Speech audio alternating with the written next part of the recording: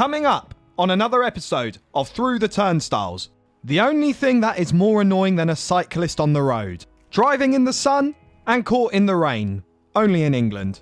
A return to the Ricoh Arena. 3,000 Sunderland away fans welcomed by the home end.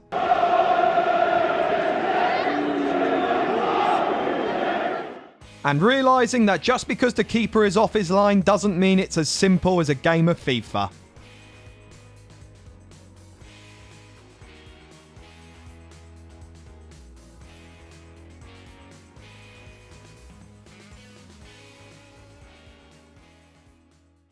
A club founded in 1883 by a group of employees who produced bicycles, as well as vehicles. FA Cup winners against Tottenham Hotspur in 1987.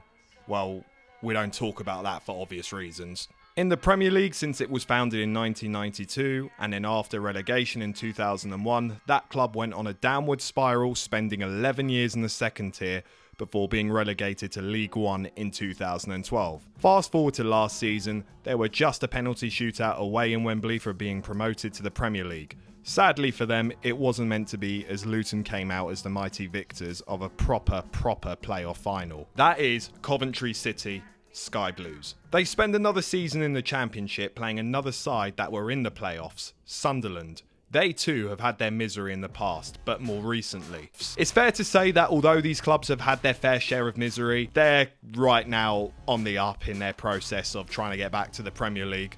And that's what makes this fixture exciting, really. I mean, it's too early to say in the Championship, but they're two good sides playing against each other. Hello and welcome to another episode of Through the Turnstiles. In this episode today, we will be making a return to the Ricoh Arena, also now known as CBS, Coventry Buildings, Stadium Arena, whichever one you want to call it, really. Now, it's fair to say, in my first visit, there was a lot of dramas. I mean, it was a West Midlands derby. There was a lot of scuffles, a lot of fights. Link to the video, if you want to watch that, is in the link below. This video did well for numbers, so I promise you will not be disappointed. I've also made an Instagram page. I've also made a TikTok page. Go follow them. They will be in the link in the description below. And yeah, hit the subscribe button and also let me know which game you want me to visit next. But anyway, that's enough jibber jabber. Let's get going to the game. We begin the journey in a very sunny day in Birmingham, which is meant to be about a half-an-hour car journey. I mean, it started off sunny, but I'm not liking the look of those clouds, and you know what? This has hands down been the worst ever August I've experienced in England. But hey, at least Spurs are winning. Very happy that we signed James Maddison. 40 million, absolute steal. But I'm pretty sure that's illegal. You're not meant to be riding a scooter on the roads. In fact, I swear these things are like unsafe. Isn't there like some increased accidents that happen on them scooter thingies? You'd actually think England is a tropical country in the summer. It's either sunny or it's raining heavily, but for some reason in August, as I've said, worst ever summer, and we've been experiencing a lot more rain lately. And this is a very good looking sign. We're actually around the corner from the Ricoh Arena. But it's nice that we've actually finally arrived to the stadium with barely any traffic, because we took the sensible decision to leave a lot earlier. But I've got to say, I got a lot of stick in the last video over my comments about the stadium location, which I guess I'll get into later. But what I will say is, this comment really tickled me. This geezer thinking that I expected a helicopter. Well, do you know what?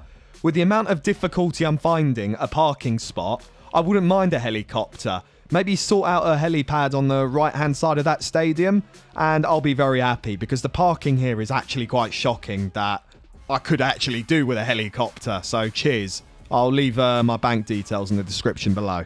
What I will hold my hands up to, though, is that I pronounced it, the Ricoh Arena, as like, I think a Riosh or Ricosh. I think it was. I can't even remember. But Coventry fans, you got me on this one. I am sorry. But I think football fans just genuinely take it the wrong way if I say something like I don't rate the stadium. No disrespect to the fans or the football club. I'm just not a fan of the ground.